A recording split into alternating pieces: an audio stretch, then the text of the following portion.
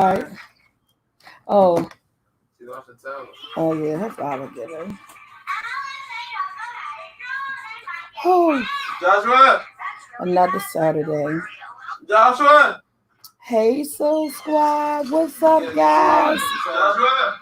Another Saturday. Joshua. Oh, pause that. Now pause to turn the volume down. Turn the volume down. Oh, pause that. Now pause to turn the volume down. Okay, that's my good. Are you sending him a shadow? Send him a shadow. What's up, Soul Squad? How you guys doing? Good morning. Hey Xavier. Hey Real Me. Hey Kim. Shake it up with Shantae. Shantae Cookie. How you doing? Hey Joshua. Hey Sonia. Hey June. Hey Monica. Hey Miss Kelly. Hey. Look, y'all reading everybody's name as I can see. Leave her alone. She's sitting right there. Hey, Catherine. Hey, Black Ink Spot. Hey, Flo Flo. Hey, Mitch. Hey, Miss Davis. Hey, Renee. Hey, Cookie. Hey, Love Bug Child One. Hey, Ida. Hey, Bless Row. How you doing? Hey, Kia. Hey, Calvin Thornton. Hey, Angela. Hey, Hazel. Hey, team. How you guys doing? Hey, Brianna. Hi, Cassie. Hi, Maggie. Hey, H. Fisher. Hey, Tanya Morrison. How you guys doing? Hey, Pat Pat. Hey, Queen Me ATL. How you doing? Good afternoon, everybody. Good afternoon. Good afternoon. It's 12 o'clock. It's time for On the Couch. It's 12 o'clock. It's 12 o'clock on the news here in Washington, D.C. Hope everybody's enjoying their weekend. Hi, how you doing? Is it Corinne? I think that's what it said. Hey, Linda. Hey, Bird. Hey, Michelle. Hey, Roxanne. What I want to say? Hey, Chloe. Hey, Miss Hammond. Hey, Reginald. Hey, Anna. Hey, Simply Food by T.Y. How you doing? Hey, boo. How you doing today? What's up, everybody? It's another Saturday. And as always, before we get started talking about anything, any conversation, we always got to give thanks to who that man upstairs. So if you didn't say it this morning, if you didn't say it all week, let's say it today. God, I'd like to thank you for waking us up to spend another day with our family and friends. Because remember, that alarm clock didn't wake you up. He did. Your child didn't wake you up this morning. The dream you had didn't wake you up. Your husband didn't wake you up. That man upstairs so fit that it was a must that you spend one more day here on this earth. Can I get an amen? Amen on that. I believe in that one. Because waking up, we all ain't got to do it. We all ain't got to do it. Must say, this is funny. I just was watching your egg salad and bacon sandwich. Oh, okay. So, guys, touchy subject. Gonna be a little bit here, gonna be a little bit there, and it's all based on my personal opinion. Everybody on here gonna have their own opinion about everything, and everybody's opinion matters. No one opinion is dismissed here on my channel. If you feel the way you feel the way you feel. It's your honest opinion. And my honest opinion today, my channel is not a channel to do a controversy. I don't get into religions and I don't get into political situations here on my channel because I like this platform just to be, positive, good thoughts, good vibes, and good people, no negativity. But honeys, it's a lot going on right now. It's a lot going on. And I'm going to touch on it because I have another subject that I wanted to talk about today that I was supposed to talk about last week, but last week was the holiday weekend. We had a lot going on, and stuff. Hey, Sherry. And hey, Stacy. Hey, Justice. And so I just want to touch on a couple of things. Everybody know what's going on out here right now. Y'all seen the videos, and my sons had told me, "No, mom, don't talk about that. Don't do that. Just leave it alone." And this, that, and the other. But how can you leave it alone? As a person, I'm not going to say as a black person. I'm talking about as a human being in this world today, and the life that we live and lead. How can you not say anything? How can you leave this subject alone when right now it is all around you? It's on every news channel, every social media platform, everything you pick up your IG, you pick up your YouTube, your Facebook, the news, turn on the news. It's everywhere. People are sending you videos in your DMs. I mean, how can you ignore when it's right there in front of you? You know what I'm saying? You cannot talk about it. I have you said can't not talk about right. It is there. And my sons and them, they told me, no, don't mess up your platform. Don't talk about this, even though. And that because we had a discussion within our household, me and my sons, and we was watching, and my belief was different from theirs. And they didn't want me to talk about it because I didn't agree with what they were saying. I understood what they were saying. I felt what they were saying. How can I not feel it? I am a black person. You know what I'm saying? So how I cannot feel what they were saying or have empathy for what they were talking about or what's going on right now. But they didn't agree with what I was saying because they told me I don't get it. They always tell me I'm old. I don't know the way of things and stuff like that. They tell me that a lot. But being old, for what my kids tell me I'm being old, I think, I think, I think first, because everything that we do has an outcome. At the end of the day, everyone's going to pay for anything that we do. Every reaction, everything that you do has a reaction to it. And basically, I don't agree. I'm not scared to say it. I don't agree with all the rioting that's going on. You have Atlanta, Tennessee, Houston, and DC. These are the four places that I know that they held protests. Let's start here at home, DC. Our protest was so quiet. Nothing happened. Things didn't get outrageous that I didn't even know we had a protest here in DC down in front of the White House. They did the protest. That's the type of protest that I wanted to see everywhere else. So the conversation that me and my sons had is that my sons agreed with the riots and the breaking up property and getting their frustration out. I didn't agree with that. I didn't agree with that. Before and foremost is that I understand how everybody is feeling. Trust and believe me. Okay, I understand how everybody is feeling. I understand that people are angry, they upset, they're frustrated. But why tear up where you live? At the end of the day, you have to live there. This is the place that you call home that's getting destroyed. At the end of the day, when this thing calmed down, this is the place where those stores that you're tearing up and all the looting that you're doing, it all comes back on you. Everybody pays a price for everything that we do. Everybody action has a reaction to it. Excuse me. So so I told my son, said I disagree with the rioting. I said I understand protesting about your belief. I understand protesting about things that has been done wrong. Trust me, as a Black American, I understand all the trials and tribulations that we go through when things go wrong in this world in America and it goes wrong against us. I feel for it. I truly do. I feel for it. I cry. I hurt. I sometimes I have no understanding because you think that we came so far in America in this world, but we're still at a crossroads. We're still at a crossroads. So do I agree with the violence? I don't. Like I told my son, what if I had, you know, Soulful Tea spot?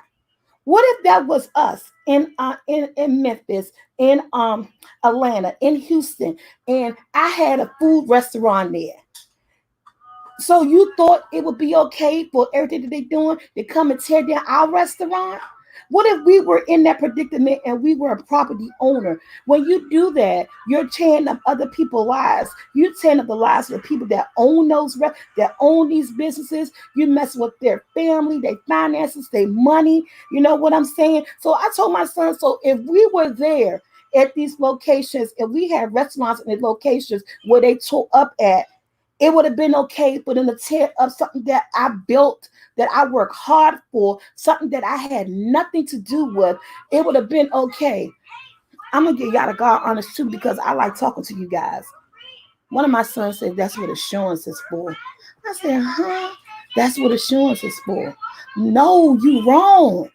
I mean, because within our household, I know everybody around the world within their house had a debate, had a talk about this whole situation, about everything that's going wrong. You know what I'm saying?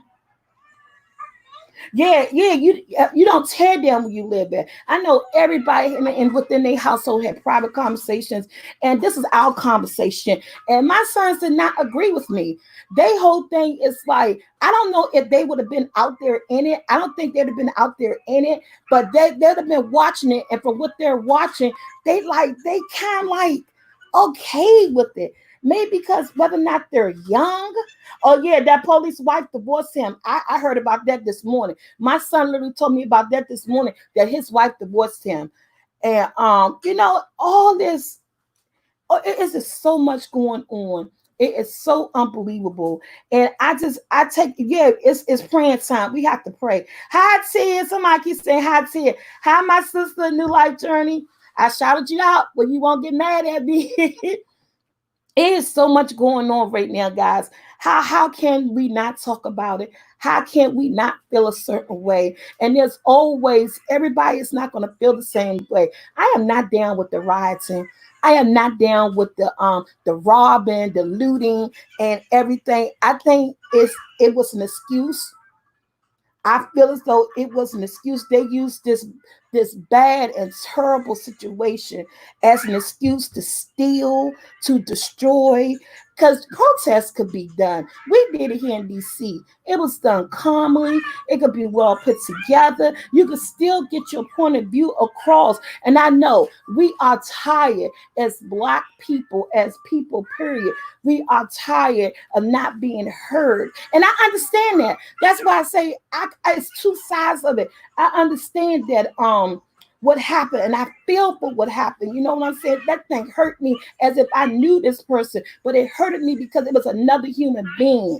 I would have been upset no matter what color this person was, because the whole situation to me was just downright wrong and caught on video, and it's proof of what's going on. You know what? I don't know anybody saw the video with the lady in New York City in some park, Rumper Park in New York. A bird watcher, the African American man. This is all over the news, all over CNN, all over YouTube, all over social media. Another one. And thank God, sometimes we got to thank God. We downplay social media, we downplay recordings and people recording everything. But thank God that social media is out here, and it does bring in some type of positive light of awareness, of life awareness of things that's going on around us. Because thank God that this African American man who was a bird watcher in that park in New York City, I just really saw this video yesterday. It happened over the week ago, where this lady literally called the police, white lady called the police, saying that she was being threatened, her dog was being threatened, her life was in danger. She even went as far as got to yelling and screaming on the phone, as if you were on the other line listening, her whole thing was so believable. But this man recorded this whole thing. He didn't touch her, he didn't threaten her, he just asked her to leash her dog because it was a bird park. And there was signs and stuff all the way around there. It's the law for that area. Man, that thing was crazy. This woman literally sat there, lied, and before she called 911, she literally told this man, I'm going to tell them that you're threatening my life. People, you see the news. You see what the police do to our people. You see everything that's going on. Why would you literally bold-faced lie? And then you lied on camera, you told him you was going to lie, and then you got on the phone, you brought out some acting skills. You could have got an award because I'm watching, and you still made me believe that he was doing something to you. Because it was in your voice, the way it was coming out in your voice, the way she portrayed it. She really believed in her heart this man was doing something to her. She acted so well. The lady ended up losing her job, I heard. And she had a nice job, some type of CEO or vice president or something or something. Man, what is going on? I see y'all comments and everything. Y'all know I'm half blind. I can't find the good glasses. Yes, I'm June. She aspired for a job. And she got her dog taken from her because in reality, she was strangling the dog. She was pulling the dog, twisting the dog all around the ground just to do everything that she did. What did she do it for? Why was that even called for? I mean, do you think you were above the law? He's an avid bird watcher. That is an area that people come and watch birds at. Only thing he asked this woman was to leash her dog. And if this man, just think about it. If this man was not recording this situation and the death of emergency that was in her voice, you think about what the outcome could have been if he wasn't recording. That's all I'm saying. I don't know. I thought at one point in time that we were getting past this, and then you get these videos and these situations that let you know as Black Americans that we still have a lot to overcome. We still endure. We still take a whole lot. And I'm not trying to make this a black and white situation. It's a minority situation. It's a human situation. It's a people situation. It's just wrong all the way around. Again, I tell you guys, I don't get into politics or religions or anything like this on my platform because I like to be positive. But when things are in your face, there's no way around it. Hi, Tyrell. How you doing? There's no way around it. It's crazy. We have to talk about it because if we don't talk about it, we'll never understand it. And if we do talk about it, it's still hard to understand that we're still going through the things that we're going through. You would think that we have overcome. You know what I'm saying? We have not overcome as of yet. Yeah, things look a little bit better, but deep down inside, they still see us as they seen us, as they saw us back then. We have not truly overcame. We still have our trials and tribulations that we have to go through. Life is hard. Like I was telling my girlfriend last night on the telephone, and anybody, I'm saying this to all my Caucasian people out here to let you look at my perspective of view as a black mother with boys. And this is why with men, I have young men. I got one boy. And I ain't got a little boy anymore because he's 15, about to go 16. So I had grown men and young men in my life. And I am a black single mother who has raised these young men by myself.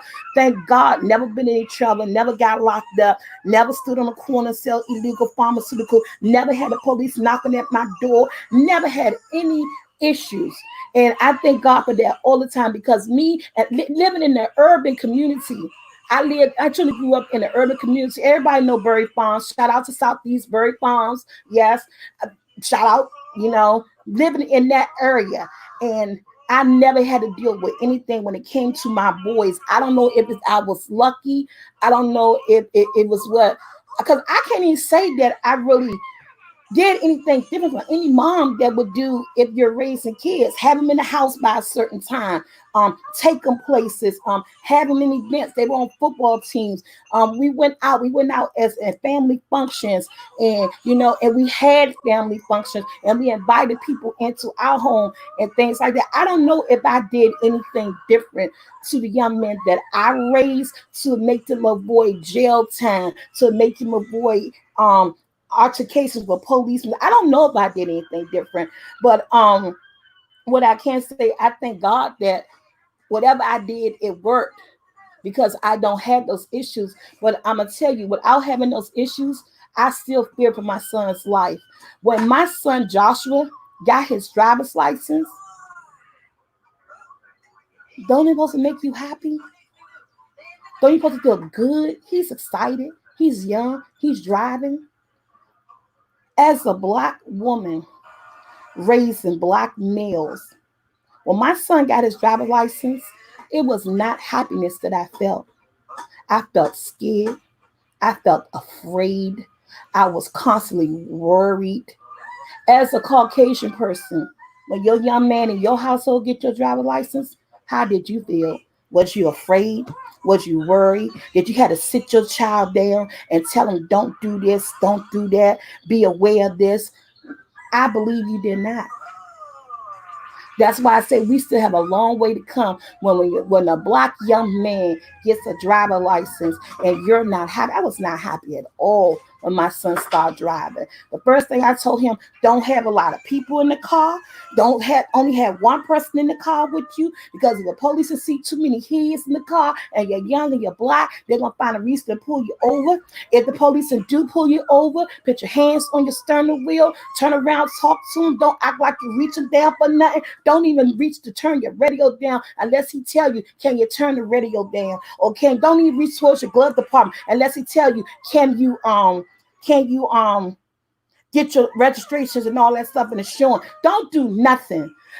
You know what I'm saying? When my son used to go to McDonald's and he's gone almost an hour or something, I'll call on his cell phone. Where you at? They said you was going to McDonald's. It's down the street. You've been gone 45 minutes. I was worried because what happens when our young Black people get pulled over by the police? I wasn't happy. Yeah, that was at the beginning, and I still worry. He's 25 now, and he drive and go places. He tell me he going somewhere. I still call and be like, well, you should have been there and back by a certain time. It's a whole, I'm telling you, and it's a lot of good people out here who is not of our color, who support us, who stands behind our beliefs and things like that.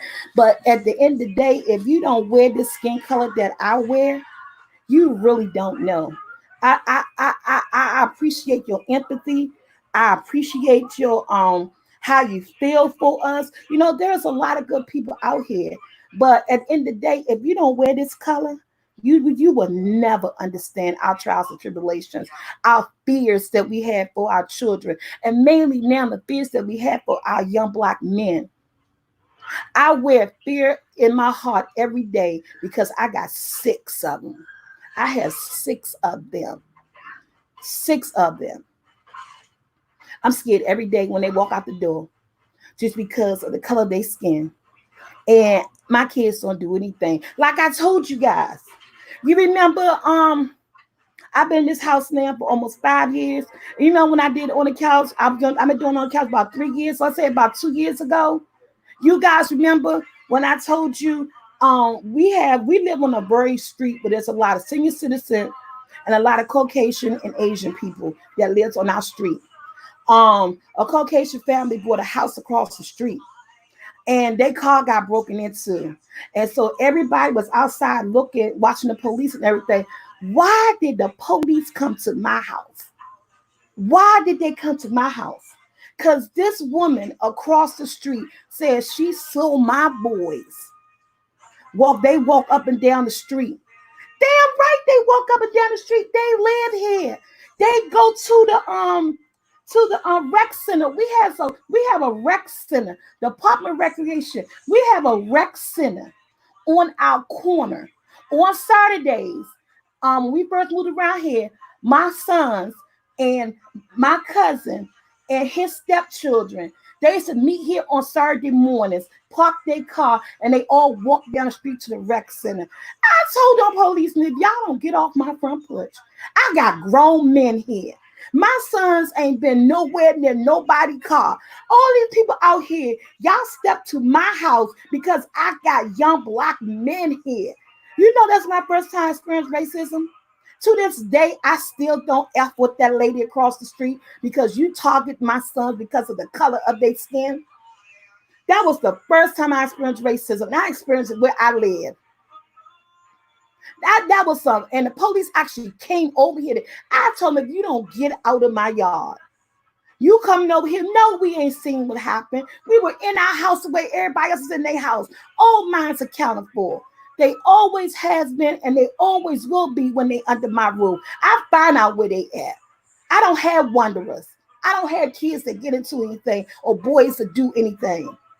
So she knocking at the wrong door. Yeah, you might have saw my young man walking up down the street. But did you see him yesterday around your car? You talking about some days ago when they go play basketball. Come on now. That shit hurted me to my heart. It hurted me to my heart. I called my mother. No, my mother was actually here that day. My mother was here. This before all the cancer and everything she's going through. This happened like 2 years ago. On maybe my second year living in this house. And they had just moved to the neighborhood. That's a good way to start off your move into someone's neighborhood, right? And from that day, that woman kept looking at us like if we were lying or we was hiding a secret. Come on now. That thing hurted me so bad. I said, wow. And I told my kids, no matter where you live, you never know why the people think like that. You know what I'm saying? It's just that was just racism on its highest level. On its highest level. But you know what? It was what it was. I got over it because as a Black person, I know what to expect from certain people. Not from everybody, but I know what to expect from certain people. And that day kind of opened my eyes up a little bit. And then that was my first time my sons ever experienced racism. All my sons in their 20s, they never experienced. They even told me it was their first time experiencing something like that, to be blamed for something because of the color of their skin and because we lived in the neighborhood. Are you serious, lady? And you know what? And when things like that happen, and that's why I say I could understand what people going through. I don't like the rioting. I don't like the stealing. I see more harm than good coming from all of that. But at the time, and this is why I say I could understand what they're going through, because at the time when my sons got accused of that because of the color of their skin, and I defended them, you know, the first thing in my brain, the first thing in my mind, I said, I should take something and bust her damn car out since she want to say somebody did something. You see how that come out? That's a human reaction because you upset. Is it wrong? Oh, yes, it's so wrong on so many levels, because then it will make what she proclaimed to be true to my household.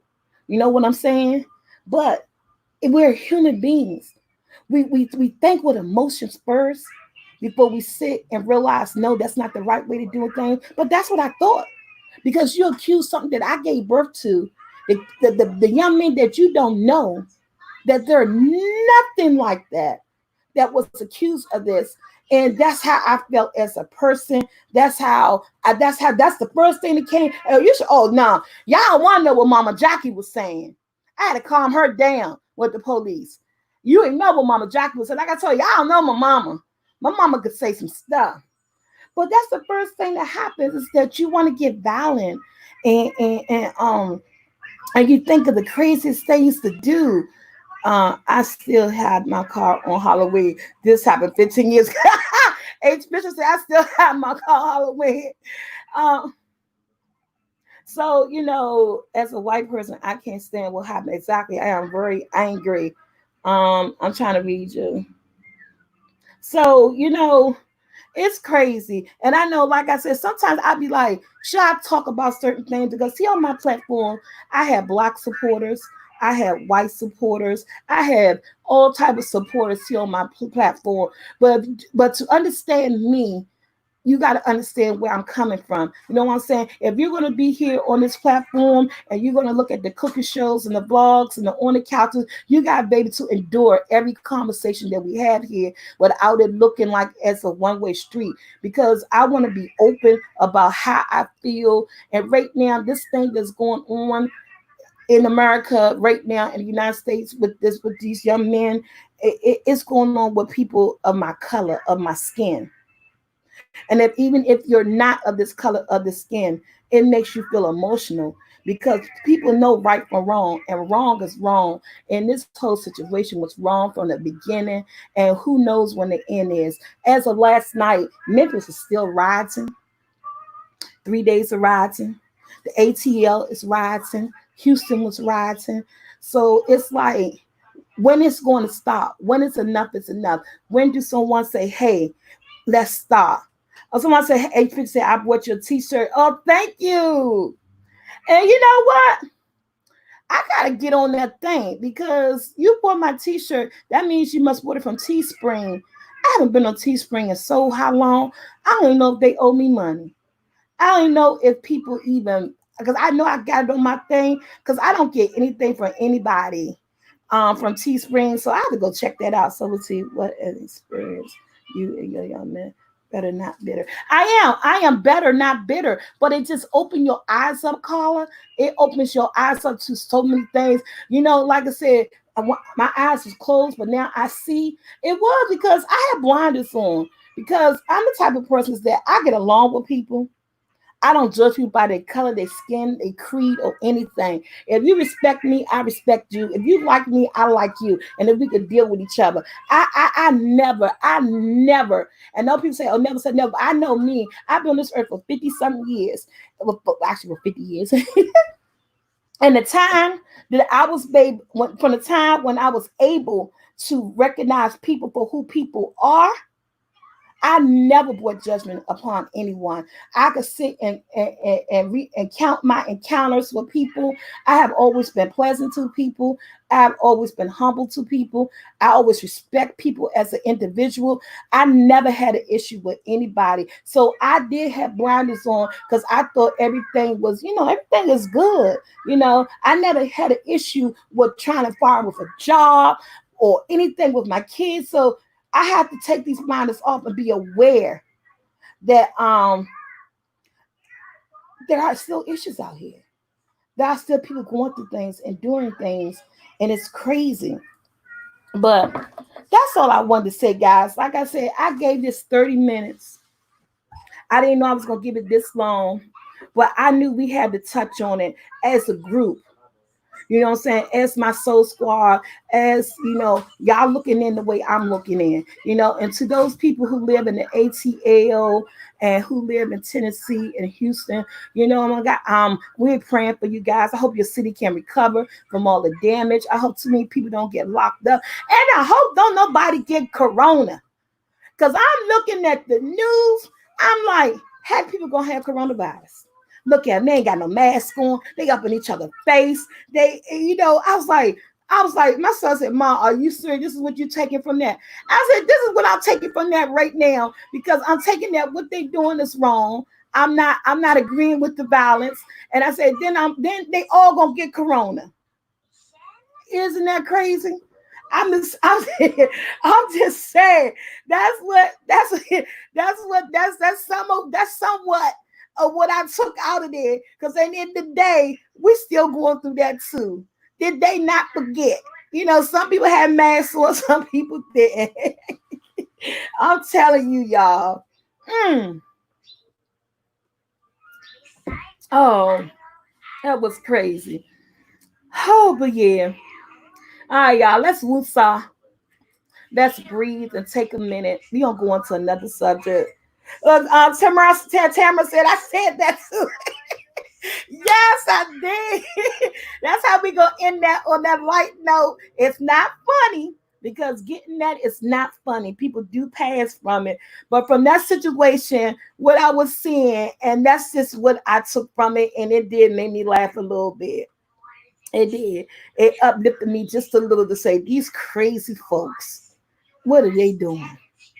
That's all I can say. You guys be safe. Hey, lady, bless you and the family. I'm getting ready to order some flour. Oh, thank you, Miss Jones. Thank you so much. Cynthia, I'm doing fine. Cynthia, how are you? I am doing fine. If you want to send me donation, because I don't never like doing my donations on here through YouTube because I don't see it. People, I thank you guys. You are so generous. But every time y'all send me when I'm on this chat, I don't know if I see it. I don't know where it goes to because it all goes into YouTube hand. But if you want to send it to me personally, I could give you my I forgot I could type on here. Let me see something, guys. And I truly, truly appreciate it. Tyrell, mom is doing good. She's not here this weekend. She is actually home. Hey guys, that's my cash app right there. $ Soulful T1. That's my cash app. So thank you guys. I truly appreciate it. But yeah, it is so I want to get off the subject. I touched on it. I had to. Thank you, Miss Wilson. You welcome, honey. Miss Vegas. Yeah. I mean everything. Thank you, One Stop Shop. I just say One Stop Drop. One Stop Shop. Okay, now let's get to some nitty gritty stuff. Okay. I want to talk about this is what I supposed to talk about last week is relationships. You guys, I had my trials and tribulations with relationships. I told you guys, I done been through it all. You know what I'm saying? And at this point right now, 50 years old, I've been single and celibate in my life since 47, 46. Since I was 46 years old, I've been single and celibate. Y'all can take that in. It's a lot of information, but take it in. Let's take it in. And the one thing that I want to talk about in relationships is that the TRUST. Yeah, somebody say it for me. TRUST. That is the biggest thing that has avoided me for so long and starting another relationship. Thank you, got to be. What's up, boo? Yes, there she go. There it is. Yes, Miss Fisher. Yes, Sandra. Yes, that thing right there. That thing man, it elevates when it comes to me in the relationship. It elevates. It has to be a priority. I mean, that makes or break a relationship. I'm gonna tell you something. That word has been part of you since you first was born. You know why I say that?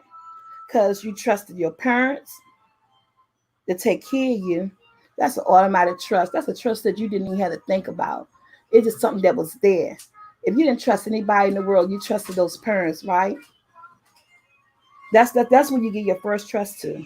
That's where your first trust lies, because these are the first people that you see, that you recognize. These are the first people that tell you, I belong to you. You belong to me. You encounter this before you even know what that word is. Before you even hear this word, before you even know what that word means. That is your first encounter with this word, is with the people that brought you into this earth. I say my second encounter would be elementary school. Even before I even understood what the word was, I think because in elementary school we get friends. You get people that you call your best friends, you get your enemies, and you get to tag teams, and you trust them. It's people that you rely on, that you think you could say things to. In elementary, you got it there. Then here comes junior high. The word trust is still there. That word would never go. It comes in different levels with different people. You know what I'm saying? And here comes junior high school. You got your girls. You got your clique. You got the ones you tell everything, just like elementary, but you just on a higher plane from elementary.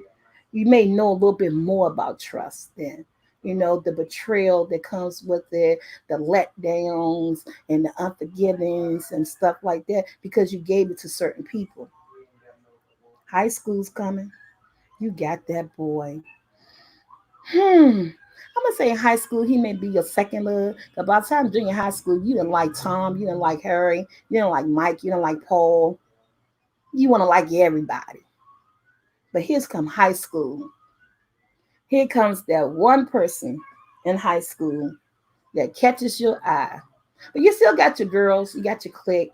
But this when the dude come in, the relationship, the first sight of something that's outside of your parents, that's outside of that good girlfriend, that first thing, here come your first love. What would you think is love? You're in high school. You think it's love. And sometimes it is love. You got people get married who met in high school, get married, grow up, had kids and everything. It started in high school. But you're in high school now. So this one is going to get broken down to you. This is when you're really going to learn about that thing called trust. Because you so in love, you giving this high school boy everything, you loving up on him, you believe in everything he said, you hanging on to his every word. He is the man. Oh my God, do you know I go with so and so? Then the trust is broken. Thank you, Stacy. Sometimes in high school it's broken because he's a high school boy. What do you think thinking with his loins? So he out to get something. What I cook for them today, nothing because they bingo night. My brother be here. We play bingo at 6:00. Hope everybody can come. Have your cash app ready for some fun. Okay, so you experience betrayal and distrust and trust in high school. It is. This thing has been around forever. This set the foundation on what type of relationship you're gonna have as an adult. Because once you get in high school and you get that one and he breaks your heart and he destroyed the trust that you have in a man or in a person, it all starts right there in high school. This forms the foundation of what type of person that you're going to be looking for, the attributes in the person that you're going to be looking for as you become an adult. Hey, Mr. Montgomery. Oh, I got me another pouch. I got me 2 pouches for my girl, but this time I got vodka, tequila. I ain't never doing. I don't get down with the tequila. Y'all take me off subject because we talking about trust, and I'm just telling you, I'm guiding you along on how long the trust, how it starts, how it forms, and when do we really start recognizing or understanding it, and how do we give it? Because like somebody said, the trust is that's everything. That's everything. You gotta have that because that's what forms the relationship. If you don't have trust, you can't build on anything. You know what I'm saying? So once you get in high school and you go through what you go through, and if you experience something bad and you gave the hey Tiana, I could only be me. I forgot you was up here, girl. And it defines on what you're looking for. Because some people they go through things and they will put up a wall. They will block out everything. You know what I'm saying? They won't even give a person time of day because they trust has been broken. And we give people so many chances over and over again. Okay, that was high school. I got my heart broken. It was high school. I was supposed to get my heart broken. It's the way of life. You know what I'm saying? Nothing is permanent there. It's where you're experiencing all the good things that's ever going to happen to you. You got your high school, you got your college, and all this other stuff. This is the time when you're supposed to live your life. This is the time when bonds will be broken, friendships will be torn apart, people change because people change. People don't stay. I mean, you may have a good girlfriend in elementary school, but you may not end up having her all the way through college. Some people do, some people don't. People grow apart, and that's the thing that people fail to understand. That sometimes people grow apart, and it's not because you want to, it's because it's the way of life. I have a good girlfriend. A good girlfriend named Pam. I love her to death. A good girlfriend named Stacy. I love to death, live in New York. These are my ride and die dogs, my girls. We hooked school together. We stayed over each other's houses. We played hooky. We rode the subways together when we was teenagers. But as our life moved on, somehow we end up slowly losing each other. So now there's a phone call here, there's a phone call there. But since I never had any bad situation with neither of these women, I still consider them good friends. Maybe we ain't on the phone every day talking, we not exchanging gifts, but the experiences that we had in our childhood, the trust that we had with each other, the things that we did, and the things that we talk about, and everything we did together, it still holds true to me to the day. I love these women. It still holds truth. They are seasoned life. They are seasoned for life. Every now and then we talk, we get a phone call, somebody's phone is already, you can't leave a voicemail. But I don't get mad, I don't get angry, because our friendship, our bond, and the trust that we had, Tia know, it's because all four was me, Tia, Stacy, and Pam. And then came Terry. Oh Lord, and then came Terry. How can I forget Terry? The five of us was like this. Now it could have been some of us that was in the group that been closer to each other than others, but me, Tia, Pam, and Stacy, we are lifelong friends. We were the shoebox sandbox kids. You know what I'm saying?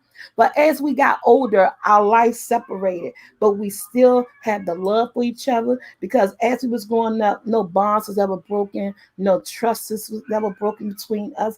We're friends, but we grew apart. But we still keep in touch. And when we talk to each other, the love is still there. You can hear it in the voice. You can hear it in our laughter. You know what I'm saying? It's wonderful. You can't beat anything like that. If you got something like that, you want to always hold on to it. Always want to hold on to it. So I'm not saying we give trust in so many ways. We give it through our grandparents, our parents, our uncles, our aunts, our friends, our lovers, our husbands, our children. I mean, that thing is a big word. One stop, Sharky said, how can you play bingo if you don't have a cash app? Unfortunately, you have to have the cash app in order to play, because it make it more easier than hopping around from one money app to another money app, because the game is, when you get a lot of people playing, the game could get very intense, and you don't want to be jumping around from one place to one place. So that's why I aim it at one app that we all could use, and we can stay focused right there at that point. But let's talk about trust and relationship. Hey, this is what I want to talk about, because I had a trust and relationship. My stuff was one-sided. It was one-sided. It was one-sided. It was one-sided. Yes, thank you, got to be. It was one-sided. And I say, when you're in a relationship and you get in an argument, and a person trying to throw something at you that you know not to be true, I say it's a reflect. I think they're reflecting it off on you because of something that they're doing. I'm telling you, one thing about women and intuition, if you think it, it's true. Sorry, guys. I'm sorry if I got some men on here. I'm sorry. I'm sorry. I'm sorry. If you think it, it's true. 9 times out of 10, if we think something when it comes to our significant other, who we know, and you know, like the back of your hand right here, go with your first instinct. Go with your first instinct. It'll save you a lot of time. It'll save you a lot of time. I'm telling you. Yes, intuition is so real. And each time it was real. Don't you know? I'm laying it out on the table. I got 6 kids. All of them don't have the same daddy. I got 3 baby daddies. You know why I ain't with none of them now? They all cheated. They all cheated on me one way or the other. I trusted them. Each time I got with one, because who I am as a person, I give people benefits of the doubt. So when I'm in a relationship, you're getting me. I'm giving you everything that I believe that a relationship should have. I'm giving you my trust, my loyalty, my support, and 50-50 on everything. If you ain't got it, I got it. But it was a lot of time in these relationships, they ain't never got it. I always got it. I hate in the relationship, I have always been the breadwinner throughout some point. Have always been that person. I am always the breadwinner in a relationship. Have not yet to find a person to do that 50-50 thing with. But we ain't talking about that yet. But I gave trust. And when you call a person out on their trust, they always try to reflect it back to you. How the heck you gonna tell me I'm cheating? How can I cheat? I got kids. Well, you can cheat when you got kids, but I'm working, got a house full of boys, always home, don't go nowhere, don't do nothing. I was the one with the vehicle. I always had the vehicle. You was driving my vehicle. I'm in the house, you got my vehicle gone wherever. Who the heck knows? I don't know. But yet, when I get to arguing about you cheating or I'm not trusting you because I sense things and I see things, they project it back on you to get it off of them. Then they want themselves to be right. I'm going to tell you one projection. To this day, I am 50 years old, and the last man that I was with and got 3 kids by, he swear up and down in his little pea of a brain that he has that I cheated on him because it's his truth, but it's not my truth. And I told him I will never admit to this. And to this day, even we not together, if I see him again or say something, we get arguing, he be like, oh, that because that time you cheated on me. I never cheated on you. And I'm not going to admit to my no wrongs. That's one thing I never did. I never believed in. If I'm with somebody, I'm with that person. You know what I'm saying? So I'm going to tell y'all this story. I went over a girlfriend's house of mine, chilling. Left him at home, whatever. My mom was watching the kids. This time I was with my mom and stuff. Went over my girlfriend's house. They had this beer back in the day called St. Ives. I don't know anybody, if you're from the DC area, you know this beer called St. Ives. They had this beer back in the day called St. Ives. All you guys know, I am not a drinker. He knew I wasn't a drinker, but every now and then I drink. I don't know, but when I do drink, it overwhelms me, it overcomes me because my body can't take it because I'm not a drinker. So I can drink a little bit of anything and get tore up. You know what I'm saying? Yeah, the ice cold brew. Anybody remember St. Ives? That thing was lethal. That thing was lethal. It was just, that thing was strong. So me and my friend, her cousin, and now I admit to him, she had a dude over there, but the dude was over there for her. We sitting down drinking, having fun, her the dude talking, me and her cousin talking, and we playing music, and they were smoking weed. You know, back in the day, I said they still, it's called the weed back then. They were smoking weed. I wasn't smoking weed. I didn't smoke or anything back then. And so I didn't even drink, but they was like, go ahead, Tanya, drink, girl, drink you some St. Ives, drink you some St. Ives. So I drank a 24 can. You know the cans they had? The 24-ounce cans of St. Ives? I drank that whole 24-ounce can of St. Ives. Her cousin had to walk me home. And which her cousin is a girl. Her cousin walked me home. By the time I got home, I was so pissy drunk that I fell out on the bed. I couldn't walk. And mind you, I was a lot smaller than this, okay?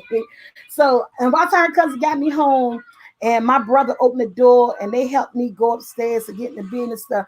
Don't you know this Bama gonna tell me I done been in the bed with somebody? Can you imagine being drunk and your head spinning, the world spinning? You can't stand up to be accused of sleeping with somebody. That argument went on for years. That night when I came home, I had been with someone because I was filthy drunk. So being filthy drunk means you've been with someone. No, thank you. What are you doing, granddaughter?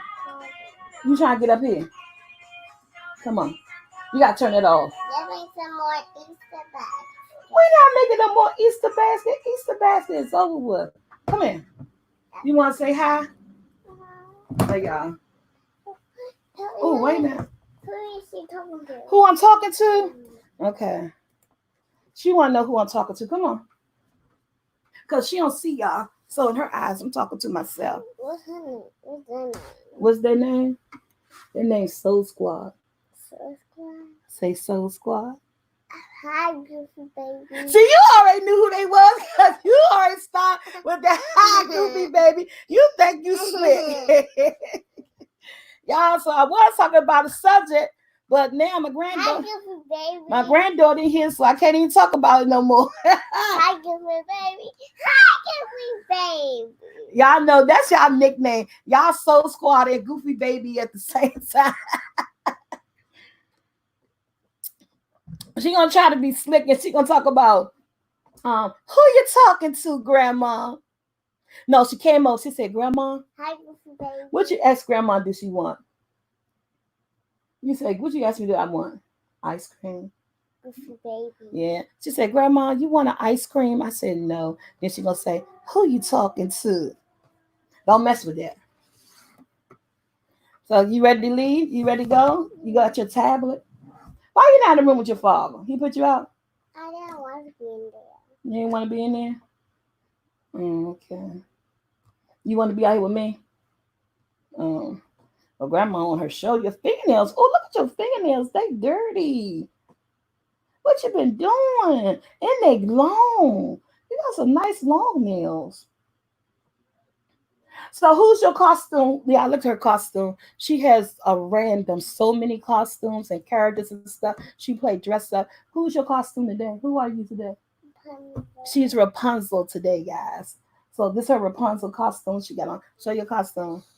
Hey, wait a minute. That's her Rapunzel costume today. She got so many dresses. She got a doctor outfit. She had her little coat and everything. My hairstylist. Your hairstylist? What about your hair?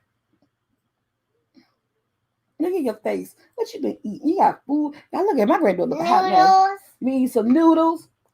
With a little bit of hot stuff. Little noodles with some hot sauce. A little bit. She loves noodles and hot sauce. Don't touch that, girl. See how mess. Like I tell her father. Hi, Goofy Baby. I tell her father all the time she gonna be on some type of TV because she loved to sing and she loved to perform and she'd be around here doing a whole lot. Her and Jackson be having singing contests and everything. Well, you got to go. Hi, Goofy Baby. You gonna go in there with Papa? No, Goofy Baby. What you gonna go in there with Papa? Your name Goofy Baby. Yeah, but Grandma talk about so Grandma finished talking about what she was talking about. Your name Goofy Baby. Yes, my name is Goofy Baby. You ready to go now? Hi, Goofy Baby. All right, tell everybody bye-bye. Bye-bye, Goofy Baby. All right, let's go. Bye-bye. Say have a nice Saturday. Happy Saturday. Happy Saturday. Happy Saturday. All right, get down. Who was What? Y'all can't get rid of her. Who was talking to again? Who I'm talking to again? I'm talking to my Soul Squad. These are the people that Hi, watch Soul Grandma. Squad. Yeah, say hi, Soul Squad. Oh, girl. Okay, you gotta go. Nope. You push your buttons. You push the buttons. I will do it again. No, you push the buttons. You can't be pushing no buttons. You might disconnect it. I won't do it again. Girl. I won't do it again. You want to do it again? What is that? What is that in your mouth? Yeah. Let's look at TV. What is that at the top?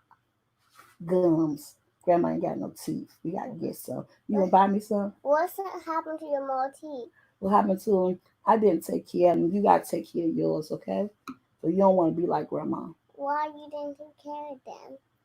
Didn't pay attention. I don't know. But what you supposed to do every day? Brush your teeth. Brush your teeth in the morning and what? and another before and we can be a big kid. Yeah, you be a big kid and you brush your teeth in the morning before you eat, brush your teeth at night after you eat right, and you floss. When you eat a lot of apples. You eat a lot of apples. After we heard Hmm? we eat a lot of apples, our tooth will be hurt. You eat a lot of apples, your tooth hurt? You like apples? Okay. I just want to eat all of them so my tooth will come out. You eat all the apples? So my tooth can fall out. Your tooth will fall out? Okay. What you doing? The grandma friend's telling her story. I was talking about something. What? Huh? What? I was. You got a story you want to tell? What's your story?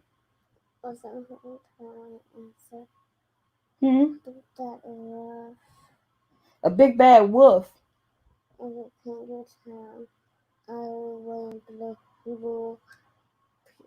Houses down. The wolf blow the people's houses down? That story sounds familiar to me. And he was going to taste them. He was going to taste them. Chase them. So what story did that sound like, guys? That sounds like Little Red Riding Hood to me. What you think? Little Red Riding Hood?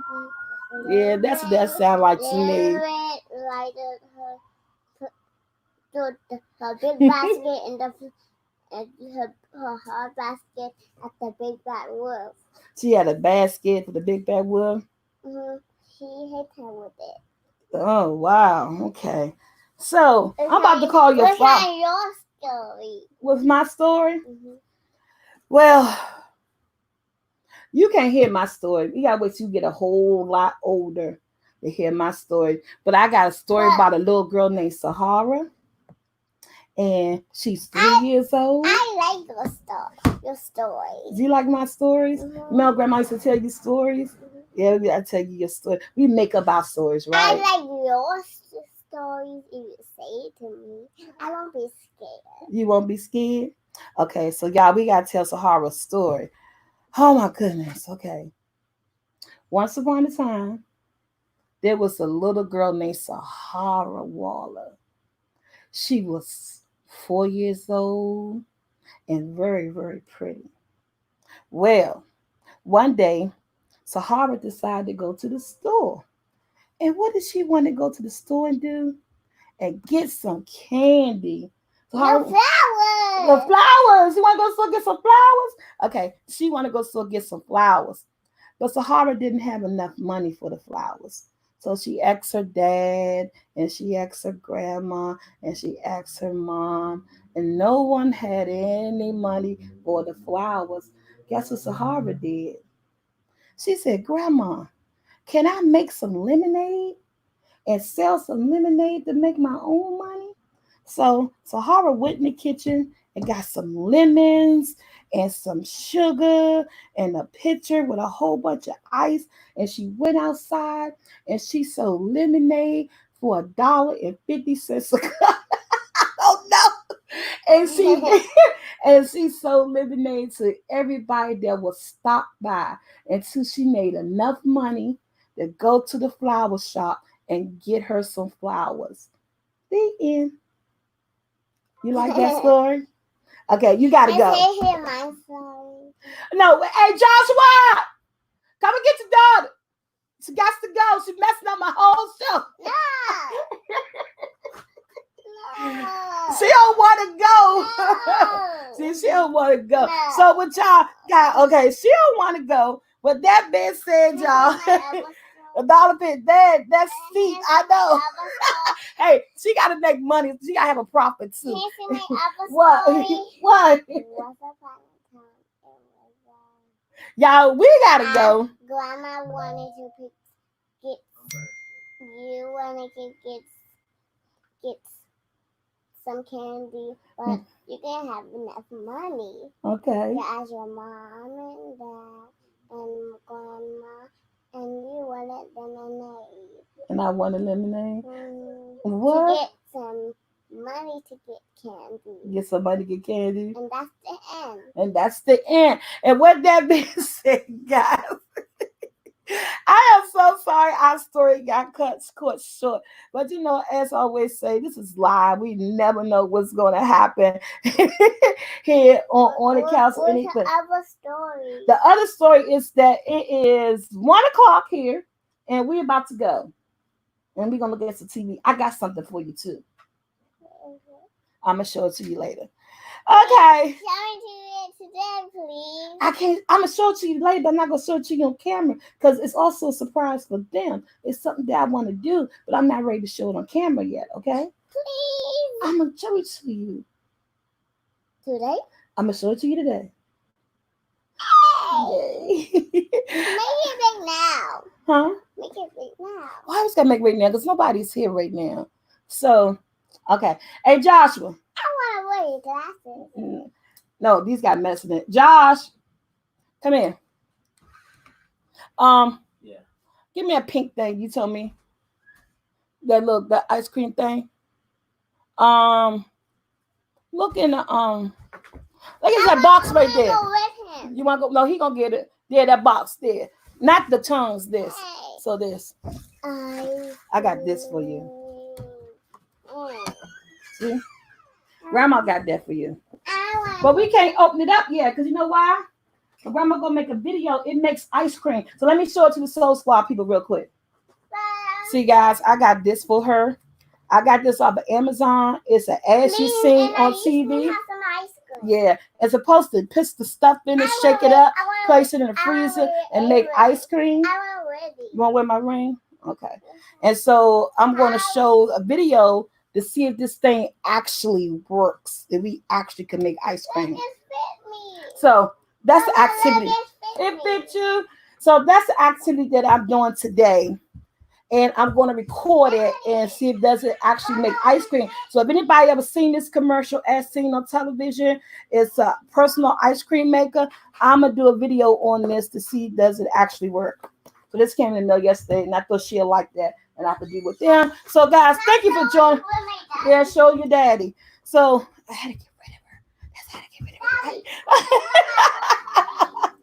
of her. Oh, so guys, I am out. I'm sorry the story didn't get finished because my granddaughter's all over the place, and she want my attention. And guess what? I got to give it to her. So that being said, guys, have a nice weekend. Hope to see you guys tonight. Yesterday the princess is born. One stop shop. I don't even know what she did with my mouse. Oh, okay. Here we go. I'll see you guys tonight, and we will conclude this story, guys, next week, talking about trust and everything. And everything and stuff. Look, so she gonna put her princess thing on. See, now she all over. Oh.